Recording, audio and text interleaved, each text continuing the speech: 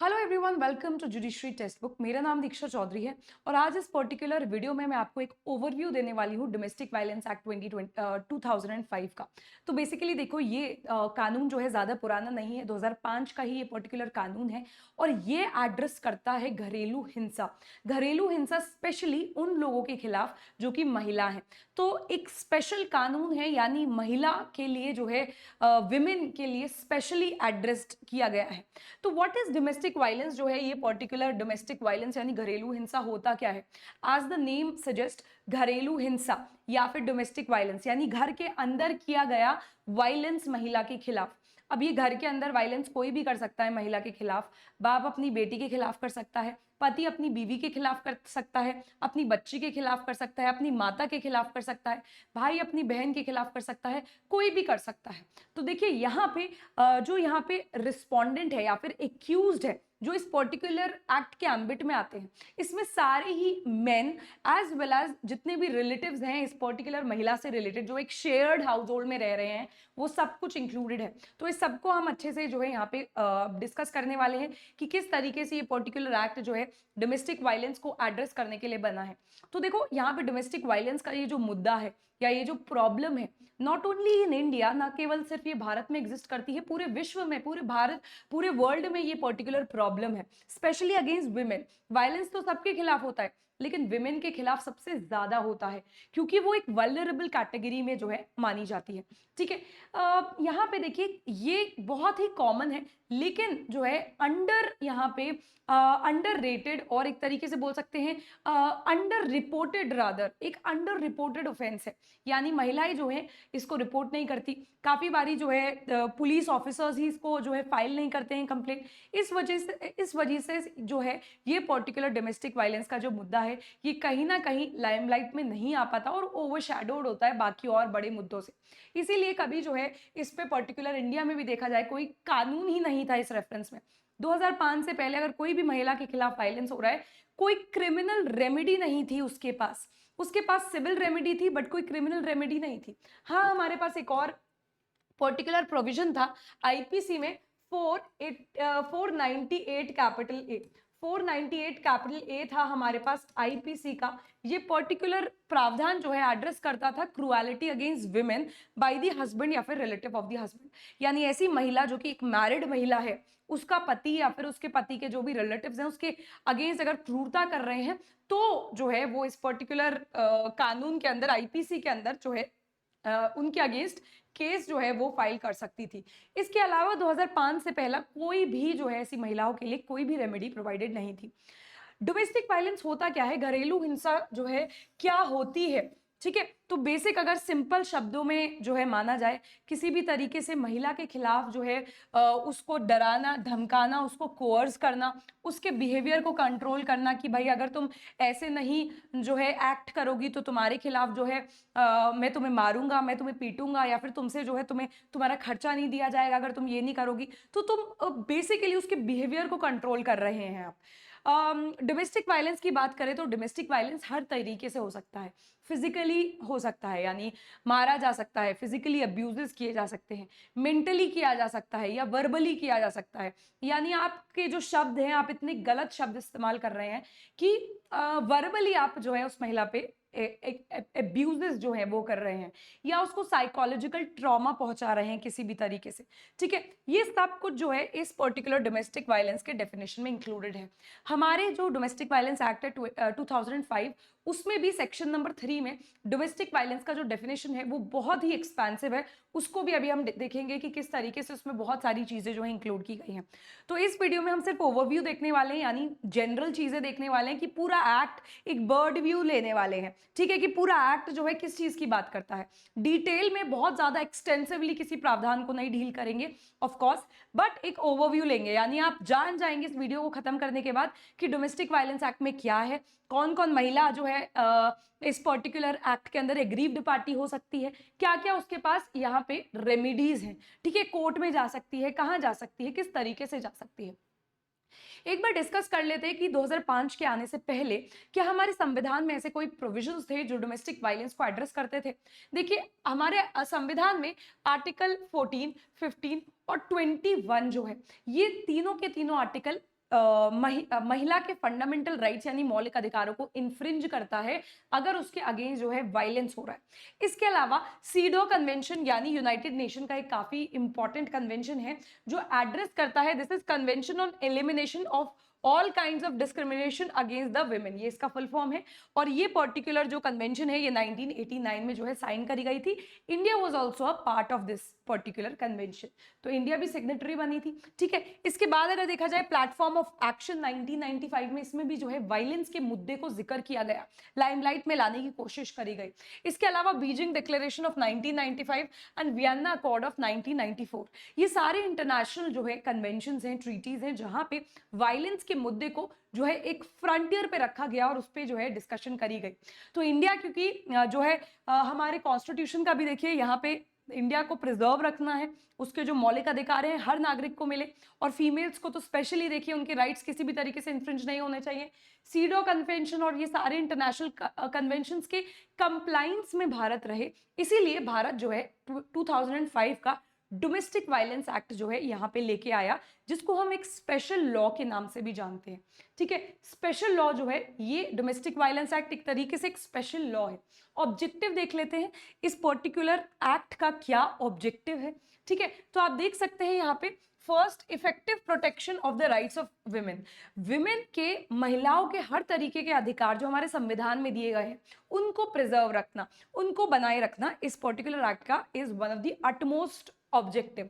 दूसरा ये है कि भाई देखो जो वायलेंस, हिंसा जिस महिला के खिलाफ हो रही है, ऐसी महिला को विक्टिम बोला जाएगा, ठीक है। तो ऐसी महिला को विक्टिम बोला जाएगा, उसको प्रोटेक्शन देना, ठीक है। अब वो किस तरीके से प्रोटेक्शन देना, हमारे एक्ट में बहुत सारे तरीके हैं, जैसे कि मैजिस्ट्रेट प्रोटेक्शन ऑर्डर भी पास कर सकता है, रेजिडेंस ऑर्डर भी पास कर सकता है, बहुत सारे और भी ऑर्डर्स हैं जो पर्टिकुलर जो मैजिस्ट्रेट है वो एम्पावर्ड है, वो सब हम अभी देखेंगे।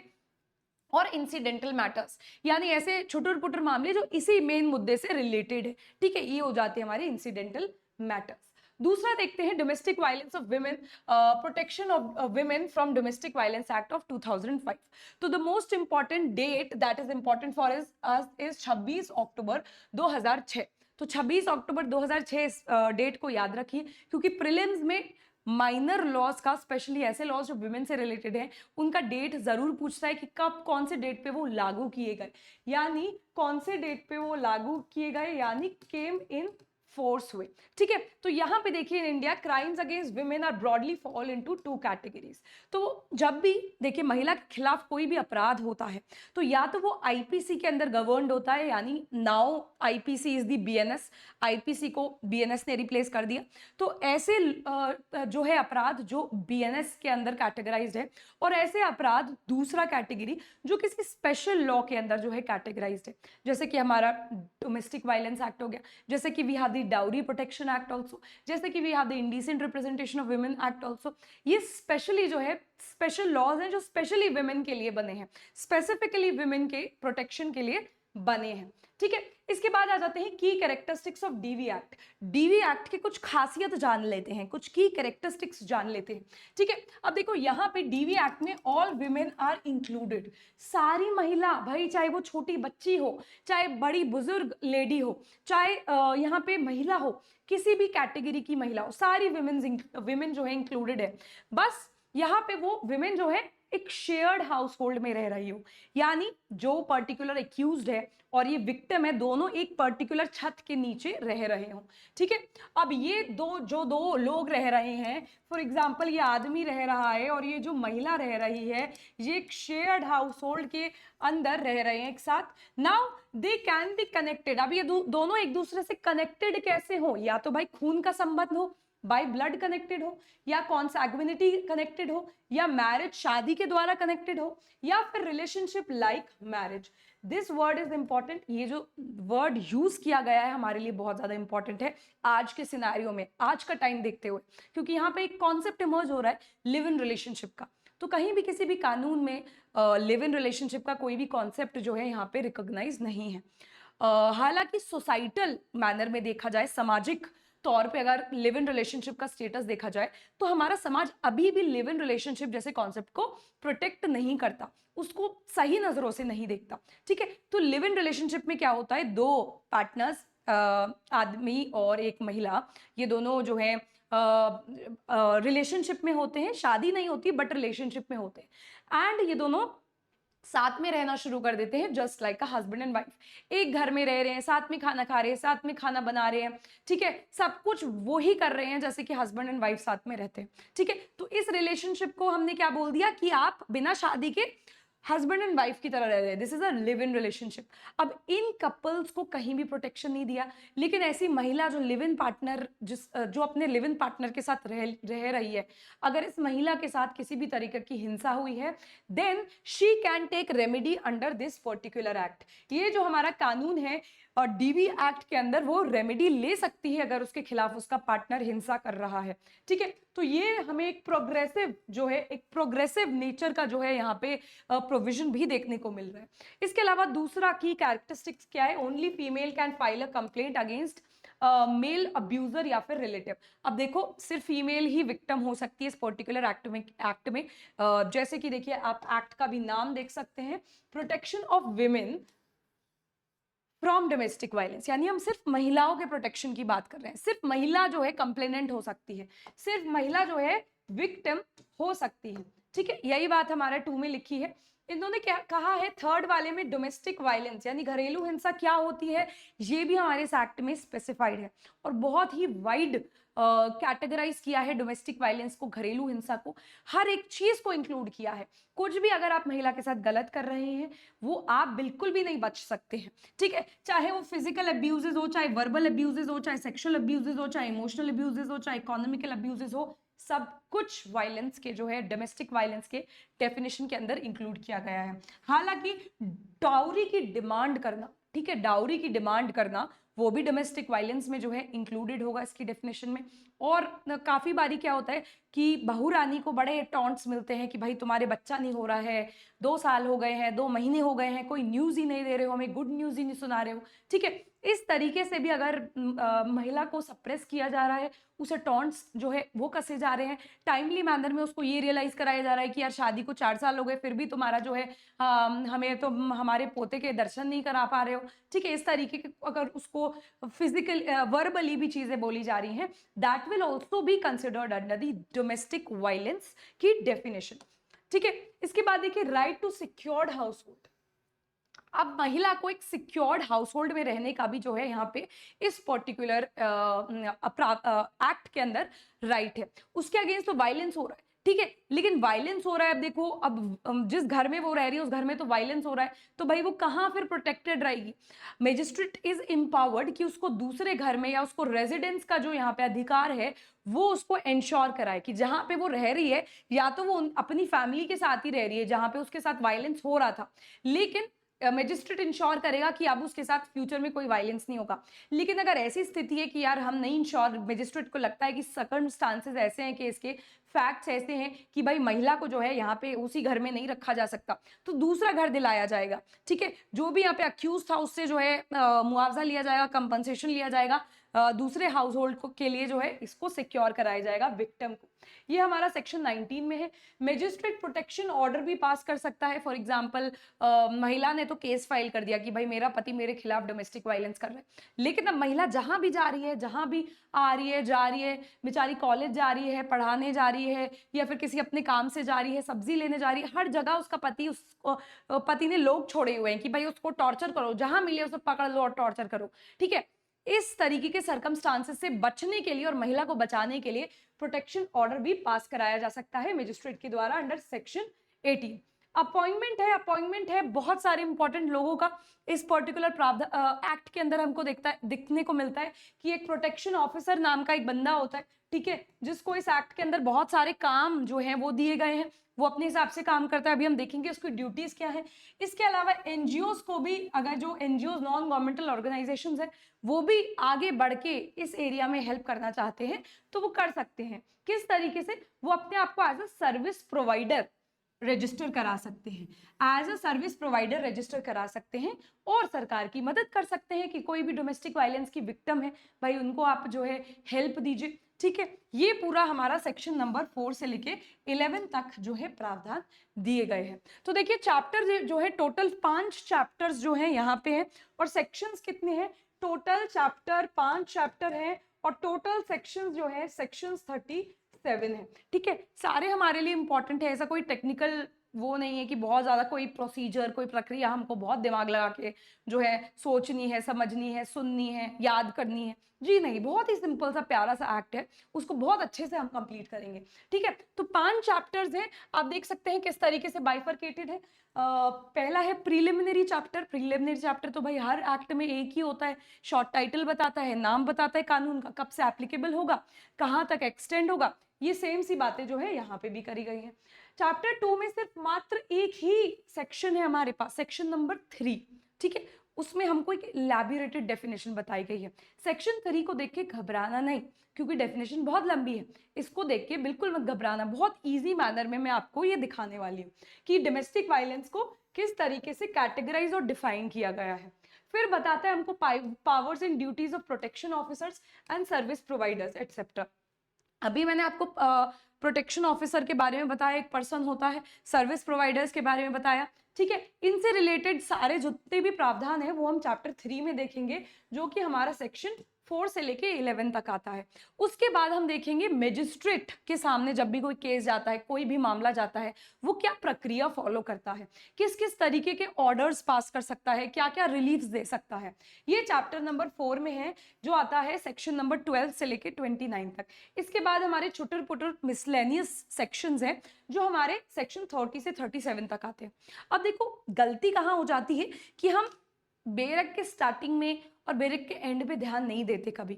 हम जल्दी जल्दी से जो मेन सेक्शन है, सेक्शन 3 डोमेस्टिक वायलेंस का डेफिनेशन बता रहा है, ये पढ़ लेते हैं, फिर प्रोसीजर देख लेते हैं, ये देख लेते हैं, वो देख लेते हैं। इसमें हम मिस कर देते हैं मिसलेनियस चैप्टर और चैप्टर 1 को। लेकिन देखो प्रीलिम्स में direct to direct simple questions आते हैं बेरक के स्टार्टिंग वाले प्रोविजन से और बेरक के एंड वाले मिसलेनियस जो है यहाँ पे चैप्टर से। तो मिसलेनियस चैप्टर में जितनी भी बातें दी हैं भाई, वो मिसलेनियस, वो नाम को मिसलेनियस चैप्टर है, लेकिन आपके प्रीलिम्स में यहीं से क्वेश्चन बनेंगे मैक्सिमम। ठीक है, अगर कोई क्वेश्चन आने की ज्यादा संभावना है, मैं बोलूंगी प्रोबेबिलिटी ज्यादा है, वो आपसे ये नहीं पूछेगा भाई डोमेस्टिक वायलेंस की डेफिनेशन तो सभी लोग पढ़ के आए होंगे जिसने डीवी एक्ट पढ़ा होगा। ठीक है, मिसलेनियस में से वो आपसे कुछ ऐसा अद्भुत डिफरेंट पूछ लेगा कि रूल मेकिंग पावर किसकी है हमारे डीवी एक्ट के अंदर, सेंट्रल गवर्नमेंट की, स्टेट गवर्नमेंट की, यहाँ पे प्रोटेक्शन ऑफिसर की, एक दो आपको ऑप्शन और दे देगा। तो यहाँ पे देखिए सिंपल सा क्वेश्चन है, रूल मेकिंग पावर किसकी है।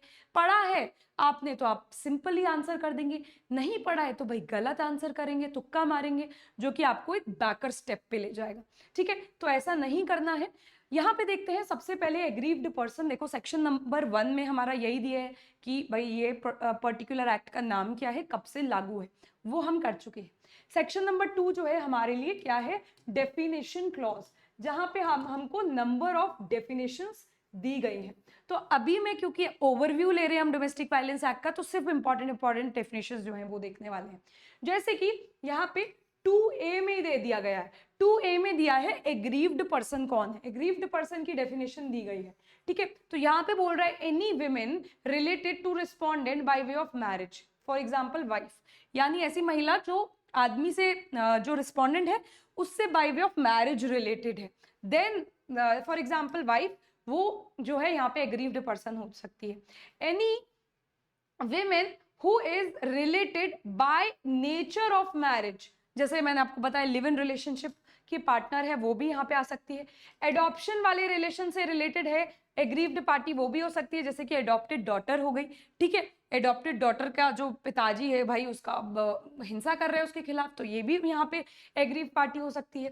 Family members, aggrieved person connected by family relations, जैसे कि daughter in law, sister in law, यानी बहू रानी के खिलाफ उसकी नंद जो है बहुत हिंसा वाले काम कर रही है भाई, एब्यूजेस कर रही है, टॉर्चर कर रही है, किसी भी तरीके से जो है इस जो है यहाँ पे बहू रानी के खिलाफ हिंसा कर रही है, तो ऐसे डॉटर इन लॉ भी अपनी सिस्टर इन लॉ के अगेंस्ट जो है यहाँ पे केस लेके आ सकती है। ठीक है, इसके अलावा relationships by blood, by blood क्या होता है, जैसे कि बेटा हो गया, वो अपनी मतलब जो भाई हो गया वो अपनी बहन, सगी बहन के खिलाफ हिंसा कर रहा है, ठीक है। पिताजी जो हो गए वो अपनी बेटी के खिलाफ कर रहे हैं, ये सब ब्लड से रिलेटेड है, खून से रिलेटेड है, ठीक है। ये सारे ही लोग जो है ग्रीव्ड पार्टी की डेफिनेशन में आते हैं। इसके बाद हमारे लिए इंपॉर्टेंट बन जाता है 2F की डेफिनेशन, जो हमें डोमेस्टिक रिलेशनशिप बता रहा है। ये कह रहा है डोमेस्टिक रिलेशनशिप क्या होगी। फॉर एग्जाम्पल, दो लोग रह रहे हैं, दो लोग कौन होंगे, ये दो लोग वही होंगे, एक तो विक्टिम होगी जो महिला होगी हमेशा, और एक रिस्पोंडेंट होगा।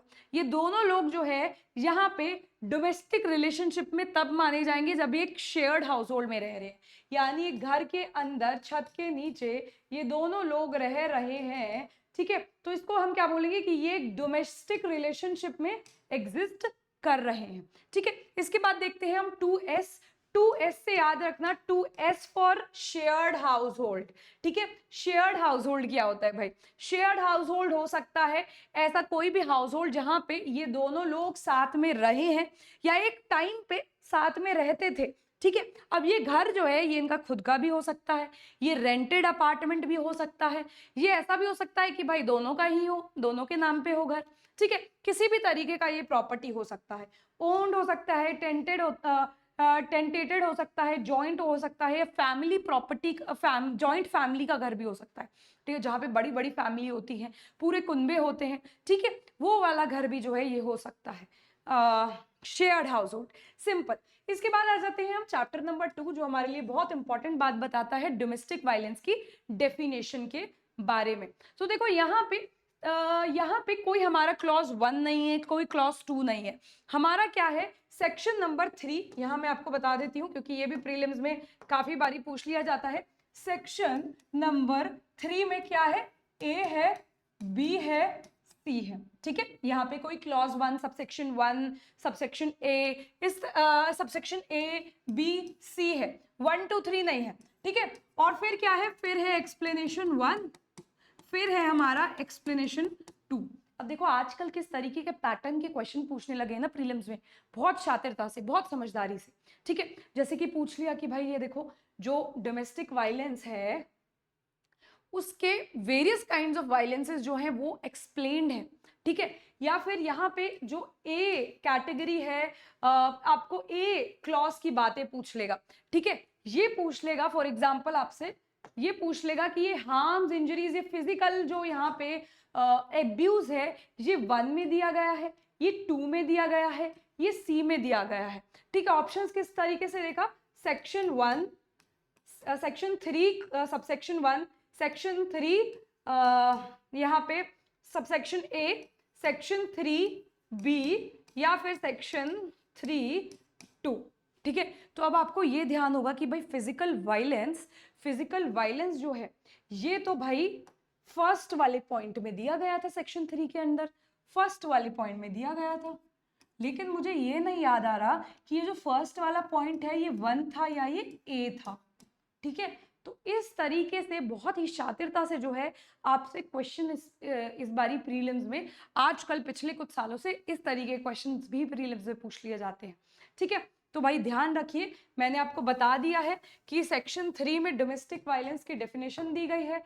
ए है पहला पॉइंट, दूसरा पॉइंट स्मॉल बी है, तीसरा पॉइंट स्मॉल ए सी है, कैपिटल लेटर्स भी नहीं है, ठीक है। फिर एक्सप्लेनेशन 1 है, एक्सप्लेनेशन 2 है, ऑलराइट। तो देखते हैं जल्दी से, यहाँ पे फर्स्ट जो पॉइंट है ये कह रहा है कि अगर आप विक्टिम को हार्म पहुंचा रहे हो या उसको इंजरी पहुंचा रहे हो, किस चीज पे? उसकी भाई लाइफ पे, लिम्ब पे, सेफ्टी पे, वेल बीइंग पे, इन सब चीजों पे आप इंजरी कॉज कर रहे हो या हार्म कर रहे हो। अब वो मेंटल हो सकता है या फिजिकल हो सकता है, ठीक है। मेंटल हो सकता है या फिजिकल हो सकता है, देन वो कहाँ आएगा? देन वो जो है हमारा डोमेस्टिक वायलेंस की डेफिनेशन के अंदर आएगा, ठीक है। अब ये इंक्लूड करेगा, फर्स्ट पॉइंट के अंदर क्या है? फिजिकल अब्यूज भी इंक्लूडेड है, verbal abuse, economic abuse, emotional abuse. अब ये इमोशनल अब्यूज क्या है भाई? इकोनॉमिक अब्यूज क्या है? वर्बल, फिजिकल अब्यूज क्या है? इसको बहुत अच्छे से एक्सप्लेन किया है यहाँ पे एक्सप्लेनेशंस में, ठीक है। तो अभी एक्सप्लेनेशंस देखेंगे। बी देख लेते हैं, बी यानी महिला को कोर्स करना या फिर डिमांड करना, डाउरी, दहेज क्यों नहीं लेके आती हो, इतने पैसे क्यों नहीं लेके आती हो, ठीक है। या थ्रेटन कर रहे हैं कि यार इतने पैसे लेके आओ वरना हम तुम्हारी मार पिटाई करेंगे। ठीक है, इस तरीके से भी ये भी वायलेंस की डेफिनेशन में आता है। फिर सी देखिए, सी कहता है अगर आप थ्रेटन कर रहे हो डिमांड के लिए या थ्रेटन कर रहे हो ये सारी चीजों के लिए, ठीक है, कि थ्रेटन कर रहे हो, फॉर एग्जाम्पल कि मैं तुम्हें मार दूंगा, मैं तुम्हारे साथ ऐसे कर दूंगा, तुम पागल हो, तुम ये हो, this is a kind of threatening कि भाई मैं तुम्हारे साथ गलत कर दूंगा। ठीक है, तो ये भी जो है सी वाले पॉइंट में आता है। ठीक है, there is also point D. ठीक है, there is also point D, याद रखिए एक और है यहाँ पे डी पॉइंट है। ठीक है, डी पॉइंट में लिखा है अदरवाइज हार्म्स। अदरवाइज हार्म्स मतलब इस चौथे कैटेगरी में सब कुछ आ सकता है। ठीक है, किसी भी तरीके से तुम और इन सब के अलावा किसी और तरीके से उसके साथ कुछ गलत कर रहे हो, उसको हार्म पहुंचा रहे हो, उसको नुकसान पहुंचा रहे हो किसी भी तरीके से, तो वो यहाँ पे लास्ट वाली कैटेगरी में आ सकता है। ठीक है, अब देखो एक्सप्लेनेशन 1 जो है हमारा, एक्सप्लेनेशन 1 में ये सारे अब्यूजेस को एक्सप्लेन किया है। देखिए किस तरीके से एक्सप्लेन किया है। ठीक है, यहाँ पे देख सकते हैं आप, ये दिया हुआ है कि फिजिकल अब्यूज क्या होगा। ठीक है, फिजिकल अब्यूज क्या होगा, यानी बॉडीली आप पेन पहुंचा रहे हो, उसके बॉडी पे जो है दर्द पहुंचा रहे हो कहीं, ठीक है, हार्म कर रहे हो, कोई नुकसान पहुंचा रहे हो उसकी बॉडी पे, डेंजरिंग लाइफ, उसकी लाइफ को जो है डेंजर में लेके आ रहे हो। ठीक है, उस पे जो है केरोसिन छिड़क दिया तो भाई उसकी लाइफ जो है क्या आ जाएगी, डेंजर में तो आ जाएगी। ठीक है, हाँ, उसके अलावा उसकी हेल्थ या लिम्प, उसकी जो भी हाथ पैर हैं, उसकी हेल्थ है, उस सब पे नुकसान पहुंचा रहे हो, ये सब फिजिकल पेन की कैटेगरी में आएगा। अब इसमें असॉल्ट भी इंक्लूडेड होता है, इसमें क्रिमिनल इंटिमिडेशन भी इंक्लूडेड होता है, इसमें क्रिमिनल फोर्स भी इंक्लूडेड रहेगा। ठीक है, इसके अलावा सेक्सुअल अब्यूज क्या होता है, किसी भी तरीके का आप सेक्सुअल नेचर का उसके साथ एक्ट परफॉर्म कर रहे हो, कुछ गलत सेक्सुअल एक्टिविटी कर रहे हो, उसको ह्यूमिलिएट करने की कोशिश कर रहे हैं। ठीक है, उसकी इज्जत, उसकी डिग्निटी, उसकी रिस्पेक्ट को हार्म पहुंचाने की कोशिश कर रहे हो, तो वो सेक्सुअल अब्यूज के कैटेगरी में आएगा। बात करते हैं थर्ड पॉइंट की। थर्ड पॉइंट कह रहा है, थर्ड पॉइंट हमें कह रहा है वर्बल एंड इमोशनल अब्यूज में क्या क्या आता है। ठीक है, वर्बल अब्यूज में भाई किसी भी तरीके से आप उसको इंसल्ट कर रहे हो, कुछ ऐसा शब्द बोल रहे हो कि भाई उसको जो है शर्मिंदा होना पड़ रहा है बाकी लोगों के सामने, उसे गाली गलौज दे रहे हो आप। ठीक है, आप उसे रिडिक्यूल कर रहे हो कि भाई ये तो जब से मेरी जिंदगी में आई है तब से तो मेरे पास पैसे ही आने बंद हो गए हैं, तब से तो मेरे पास लक्ष्मी ही बंद हो गई है। This is how you ridicule. Name calling कि भाई तुम तो बहुत ज्यादा पतली हो, ये तो पतली है बिल्कुल सीख की तरह, या ये तो मोटी है बिल्कुल हाथी की तरह, ये तो देखो हथनी आ गई है, ऐसे भी बहुत सारे। दिस इज नेम कॉलिंग कि आप उसको किसी भी तरीके से, देखो आप बार बार अपनी बीवी को इस तरीके से बोलोगे तो ऑब्वियसली ये वर्बल अब्यूज तो माना जाएगा ना, मेंटली वो किस तरीके से क्या फील कर रही है आपकी बातें सुन के। नेम कॉलिंग किसी भी तरीके से। ठीक है, इंसल्ट कर रहे हो आप उसको किसी के भी सामने।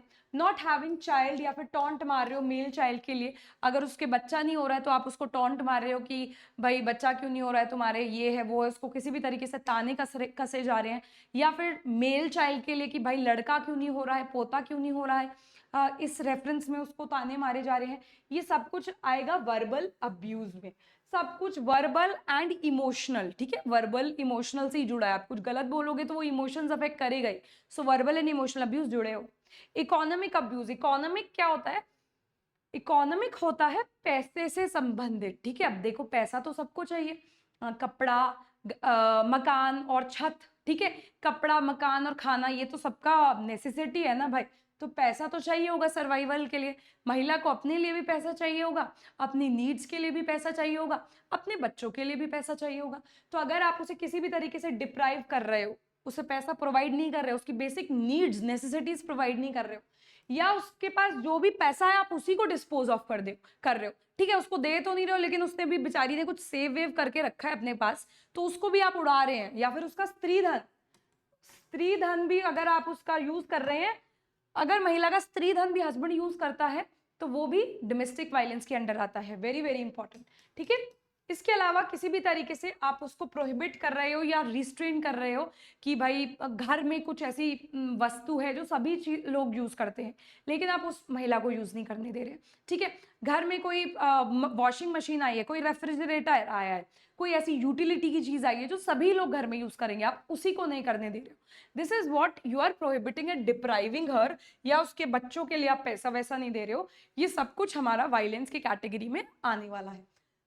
प्रोटेक्शन ऑफिसर के बारे में बात कर लेते हैं। प्रोटेक्शन ऑफिसर से रिलेटेड हमारे पास कुछ इंपॉर्टेंट जो है यहाँ पे प्रावधान है, और वो है section 4, section 8, 9, section 33, 34।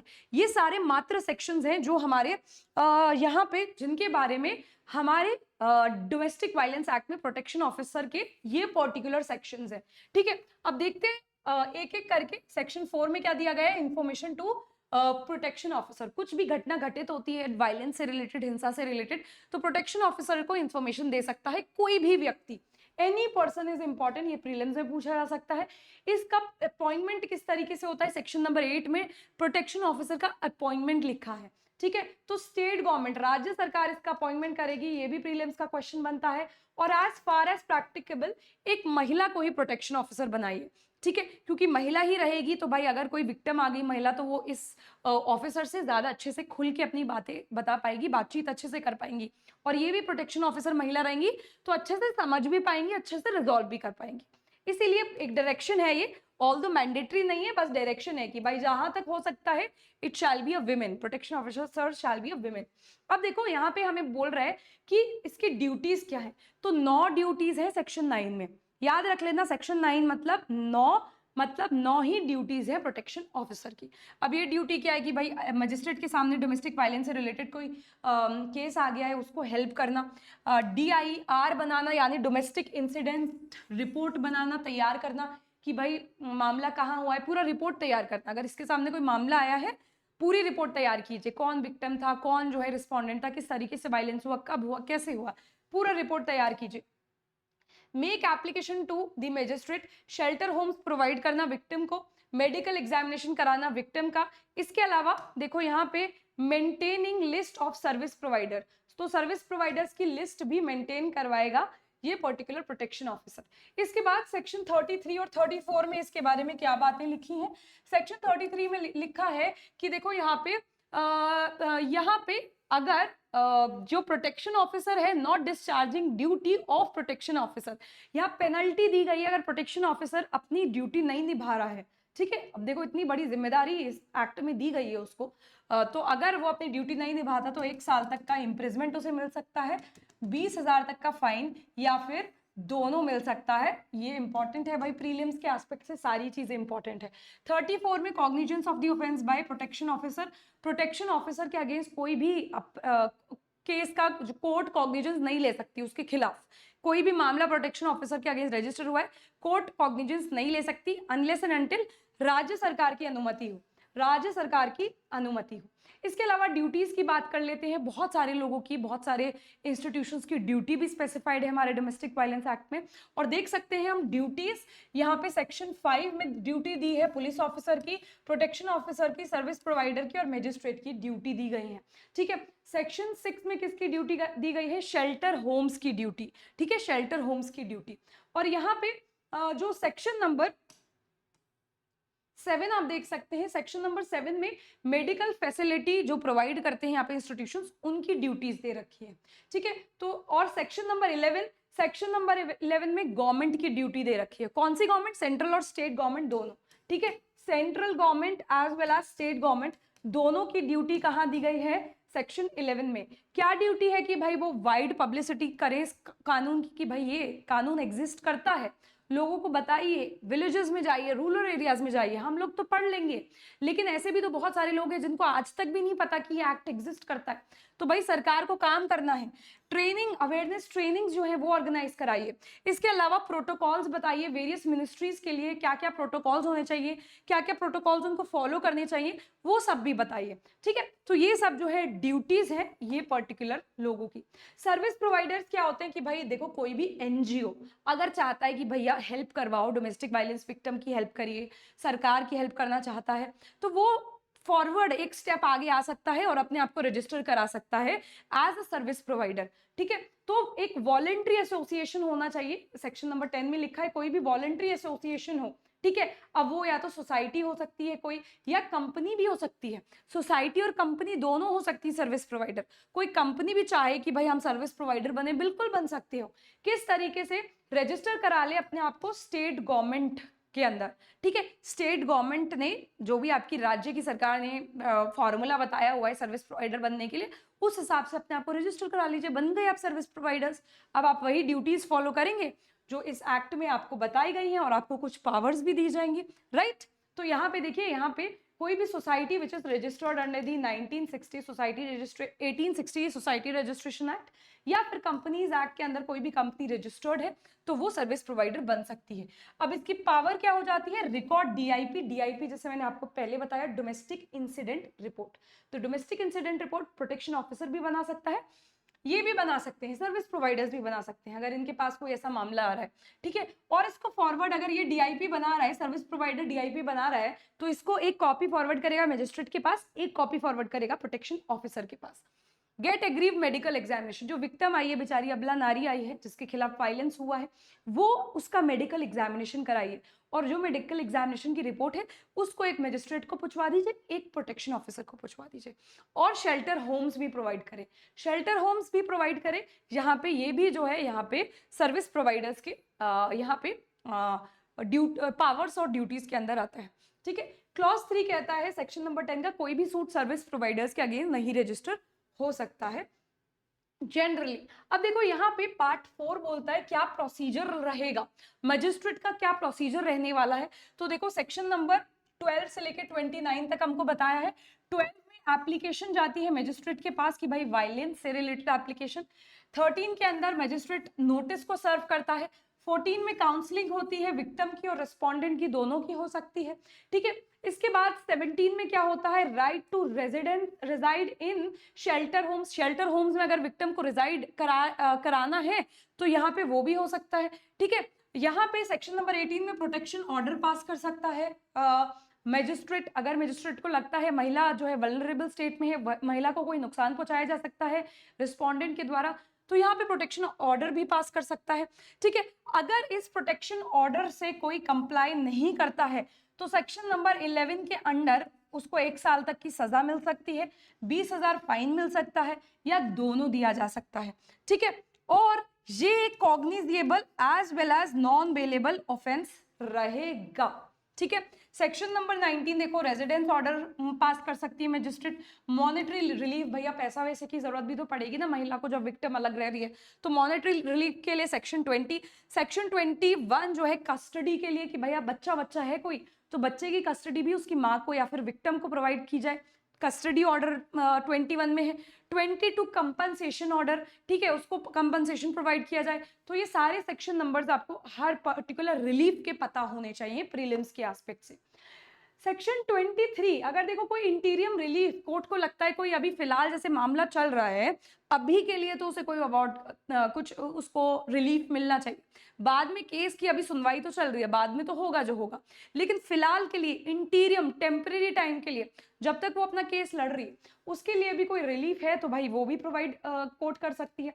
X party orders, यानी एक पार्टी के एब्सेंस में भी ऑर्डर पास कर सकती है। ठीक है, 27 बात करता है ज्यूरिसडिक्शन यानी क्षेत्राधिकार की। किसका क्षेत्राधिकार आता है डीवी एक्ट के अंदर? तो देखो जेएम फर्स्ट क्लास हो चाहे मेट्रोपॉलिटन मजिस्ट्रेट हो, वो दोनों ही मजिस्ट्रेट एम्पावर्ड होते हैं डोमेस्टिक वायलेंस के ये पर्टिकुलर कंप्लेंट फाइल करने के लिए। कहाँ पे होगा ज्यूरिसडिक्शन, कहाँ होना चाहिए? एग्रीव्ड रिजाइड और टेम्परेरी और परमानेंट जहाँ रिजाइड कर रहा है, यानी जो भी रिस्पोंडेंट है वो परमानेंट तरीके से कहाँ रह रहा है या टेम्परेरी तरीके से भी जहाँ रह रहा है वहाँ जो है ये केस रजिस्टर हो सकता है। रिस्पोंडेंट जहाँ अपना बिजनेस कैरी ऑन कर रहा है, ठीक है, रिस्पोंडेंट अपना बिजनेस जहाँ कैरी ऑन कर रहा है, यहाँ एग्रीव्ड पार्टी जहाँ रह रही है, ठीक है, परमानेंटली रह रही है, टेम्परेरी रह रही है, या फिर जहाँ कॉज ऑफ एक्शन अराइज हुआ।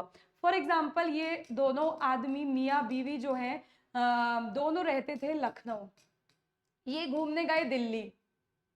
अब दिल्ली में इनके साथ जो है हफ्ते 10 दिन 15 दिन तक ये लोग यहाँ दिल्ली में रहे हैं। अपनी हस्बैंड की फूफी के घर पे, ठीक है, और फूफी के घर पे जो है हस्बैंड ने फूफी की बातों में आके महिला के खिलाफ वायलेंस शुरू कर दिया, ठीक है। तो यहाँ कॉज ऑफ एक्शन दिल्ली में भी जो है, दिल्ली के जेएम फर्स्ट क्लास में भी फाइल हो सकता है, ठीक है। अब देखो प्रोसीजर, प्रोसीजर किस हिसाब से फॉलो करेंगे, प्रक्रिया कहाँ की फॉलो करेंगे, सीआरपीसी की, हमें सेक्शन नंबर 28 बोलता है, बट सीपीसी अब नाउ बीएनएसएस बन गया है, तो हम बीएनएसएस का प्रक्रिया फॉलो करेंगे।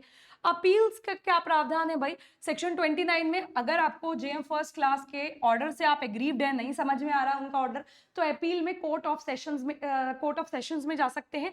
सेक्शन 29 में 30 दिन के अंदर अंदर, जैसे ही यहाँ से ऑर्डर पास हुआ आज के डेट में, उसके 30 दिन के भीतर भीतर आप जा सकते हैं अपील में कोर्ट ऑफ सेशन के पास। इसके अलावा मिसलेनियस चैप्टर है जो मैंने आपको बताया था, बहुत इंपॉर्टेंट है। इसके कुछ कुछ सेक्शंस हम पहले भी कवर कर चुके हैं, पहले मैं आपको बता चुकी हूँ। सेक्शन 30 देख लीजिए, यहाँ पे प्रोटेक्शन ऑफिसर हो या सर्विस प्रोवाइडर, इनको हम क्या मानेंगे, पब्लिक सर्वेंट मानेंगे। पब्लिक सर्वेंट की डेफिनेशन वही वाला पब्लिक सर्वेंट जो सेक्शन 21 ऑफ दी आईपीसी के अंदर स्पेसिफाइड है, ठीक है।